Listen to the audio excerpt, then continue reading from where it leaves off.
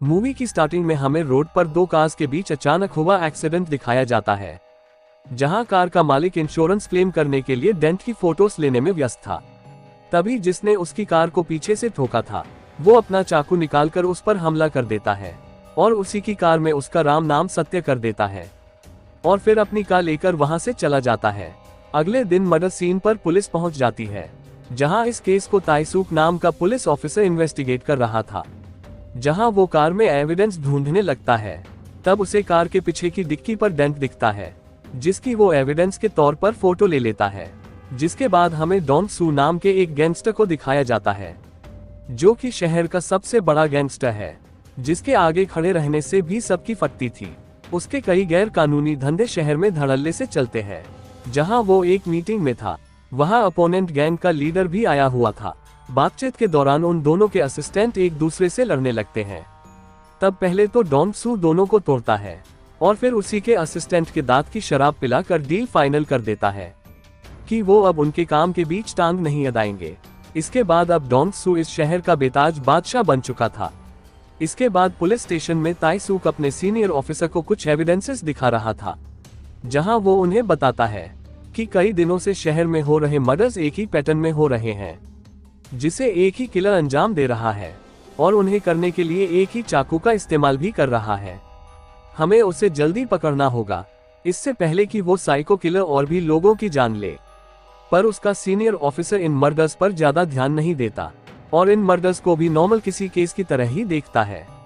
इसके बाद gangster don सू अकेले कार से कहीं जा रहा था, तभी पीछे से उसकी कार को कोई आकर ठोक देता है। ये कोई और नहीं बल्कि वही सीरियल किलर था। पर डॉन सू कार का डेंट देखकर उसे इग्नोर कर देता है और उसे वहां से जाने को कहता है।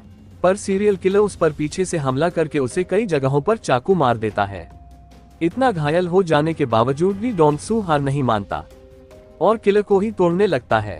जहां इस बार किलर ने गलत आदमी से पंगा ले लिया था, जो उसे जल्द ही पता चल जाता है। किलर डॉन सू पर चाकू से कई बार वार करता है, पर डॉन सू उसी का चाकू लेकर उसी की छाती में उतार देता है और बेहोश हो जाता है, जिस वजह से किसी तरह किलर वहां से कार में बैठकर भाग जाता है। डॉन सू को किसी तरह जल्दी से हॉस्पिटल में लाया जाता है, पर दूसरी तरफ डॉन सू का चेला अपोजिट गैंग पर हमला कर देता है, ये सोचकर कि डॉन सू पर हमला इन्होंने ही करवाया होगा। दूसरी तरफ किलर अपने घाव पर स्टेपलर मारकर खून को किसी तरह रोक लेता है और अपनी कार वहीं छोड़कर कपड़ों के लिए और एक आदमी को मारकर वहां से चला जाता है। अगले दिन डॉन सू को होश आ चुका था।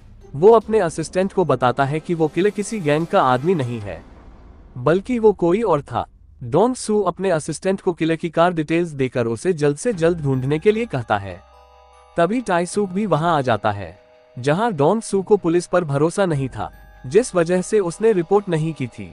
वो पुलिस को कुछ भी नहीं बताता, पर जाते हुए ताइसूक डॉन सू की कार पर सेम वैसा ही निशान देख लेता है, जिस पर भी वैसा ही डेंट बना हुआ था। वो उसकी भी फोटो ले लेता है। अगले दिन डॉन सू किलर का एक स्केच बनवाता है और उसे ढूंढने के लिए अपनी पूरी गैंग को लगा देता है, क्योंकि डॉन सू उस साइको किलर को पुलिस से पहले पकड़ना चाहता था। दूसरी तरफ किलर इतनी मार खाने के बाद भी नहीं सुधरा था और अगले दिन वो एक ट्रक ड्राइवर को मार डालता है, पर ट्रक में बैठे उसके साथी को मारते हुए गलती से उसका चाकू गिर जाता है।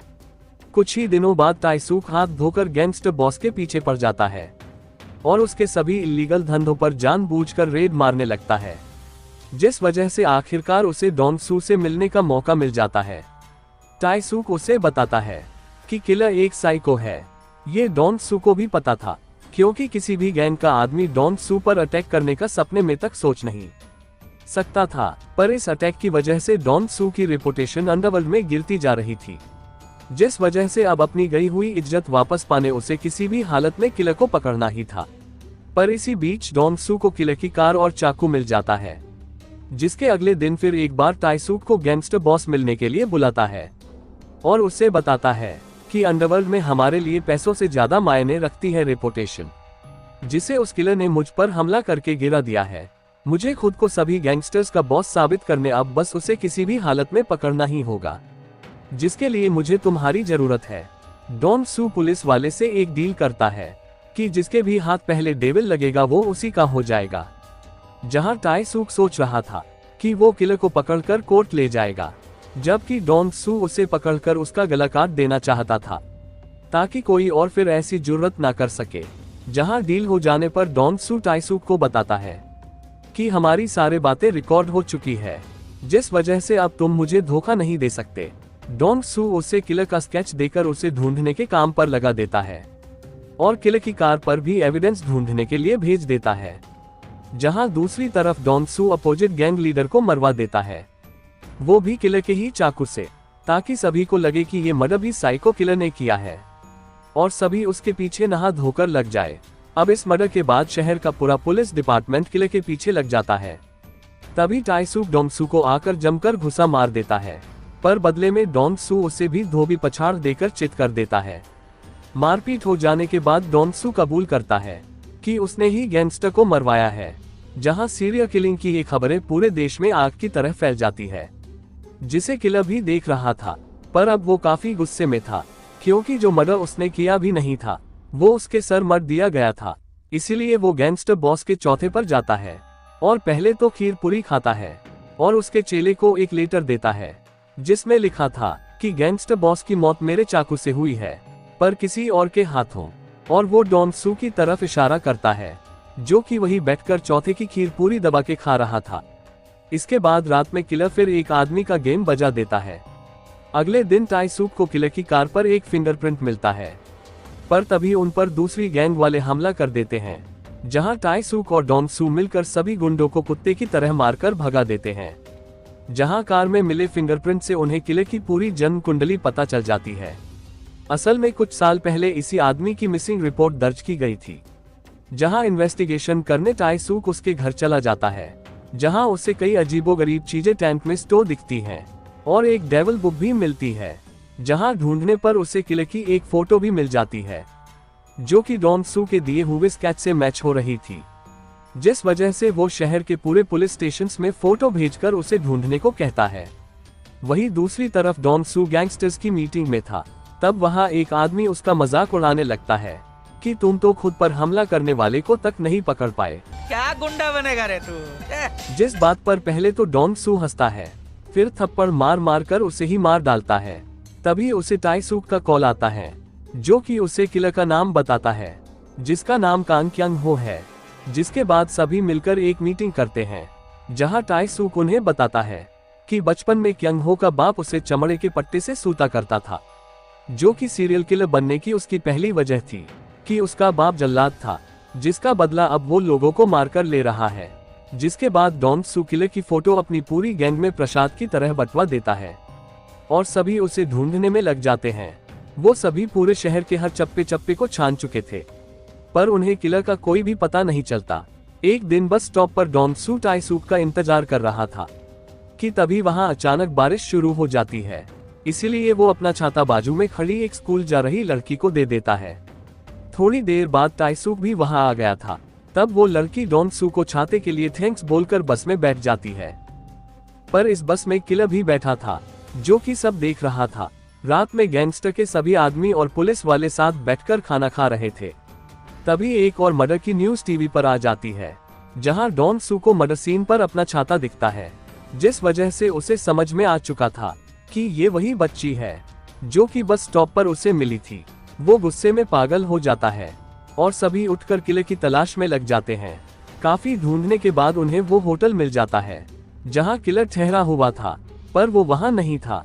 तब वो सब उसका इंतजार करने लगते हैं ताकि वो उसे दबोच सके। जहां किलर आधी रात गए वहां आ जाता है, पर उसे उनके वहां होने की भनक लग जाती है, जिस वजह से किलर अपनी कार को फुल स्पीड में भगाने लगता है, जिसके पीछे सभी पुलिस वाले और गैंगस्टर लग जाते हैं। पर वो कार छोड़कर गलियों में भाग जाता है, जहां उसे पकड़ने सभी उसके पीछे भागने लगते हैं।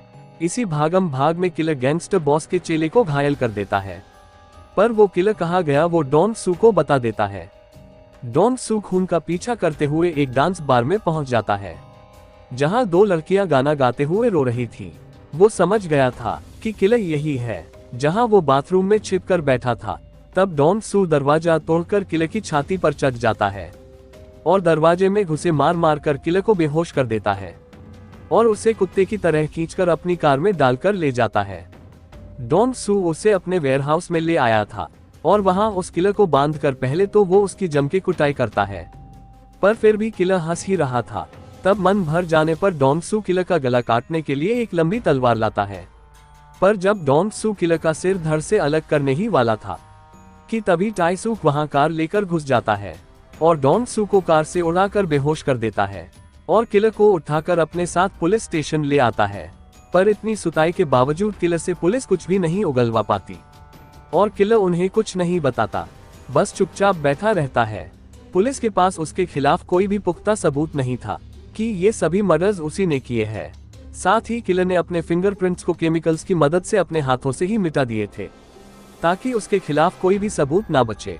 उसने इस सब की प्लानिंग पहले से ही कर रखी थी, जहां वो कोर्ट में भी यही कहता है कि मैं बेकसूर हूँ, मुझे फंसाया जा रहा है, जहां उसके खिलाफ ज्यादा पुख्ता सबूत न होने की वजह से उसे छोड़ा ही जाने वाला था कि तभी वहां एक आए विटनेस को बुलाया जाता है जो कि डेविल के हमले से जिंदा बच चुका था, जो था गैंगस्टर बॉस डॉन सू, जहां एक रात पहले ही टाई सूक डॉन सू से हेल्प मांगने के लिए गया था। डॉन सू से मिलकर वो कहता है कि हम दोनों ही किलर को सजा देना चाहते हैं, जिसके लिए हमें कानून का सहारा लेना चाहिए। साथ ही टाई सूक डॉन सू को एक रिकॉर्डिंग भी सुनाता है जिसमें डॉन सू कन्फेस कर रहा था कि अपोजिट गैंग लीडर को उसी ने मारा है, जिस वजह से कोई और रास्ता ना होने की वजह से उसे टाई सूक की बात माननी पड़ती है। डॉन सू कोर्ट में अपना बयान देता है कि इसी क्यंग हो ने ही उस पर चाकू से हमला किया था, पर डिफेंस लॉयर उससे सबूत मांगता है कि हम कैसे किसी गैंगस्टर पर भरोसा कर ले। तब किलर उस पर हंस रहा था। तब डॉन सू खड़ा हो जाता है और भरे कोर्ट में अपनी शर्ट उतार देता है और कोर्ट को दिखाता है कि किलर ने कहां कहां उसे चाकू मारा था। साथ ही वो किलर का बनाया स्केच भी दिखाता है जो कि उसने अगले दिन ही बनवाया था और किलर का लिखा हुआ लेटर भी सबमिट करता है जिसमें उसने लिखा था कि मर्डर मेरे ही चाकू से हुआ है, क्योंकि डॉन सू ने दूसरा हिस्सा फाड़ दिया था। और आखिर में डॉन सू जज को बताता है कि उस रात मैंने भी किलर की छाती में चाकू घुसाया था, जिसका निशान उसकी चेस्ट पर आपको मिल ही जाएगा, जहां क्यंग हो की चेस्ट पर चेक करने पर चाकू का निशान मिल जाता है, जिस वजह से इन सभी सबूतों को देखकर उसे मौत की सजा दे दी जाती है और डॉन सू को भी जेल भेज दिया जाता है, क्योंकि उसने भी कोर्ट में कन्फेस कर लिया था कि अपोजिट गैंग के बॉस को उसी ने मारा था, पर उसकी इस गवाही की वजह से उसे कम सजा मिली थी और टाई सूक को प्रमोशन दे दिया गया। जिसके बाद अगले सीन में डॉन सू की जेल में एंट्री होती है, जहां उसी के सभी आदमी थे। वहीं इस जेल में किलर भी बेंच पर बैठा था, जिसे देख डॉन सू हंसने लगता है।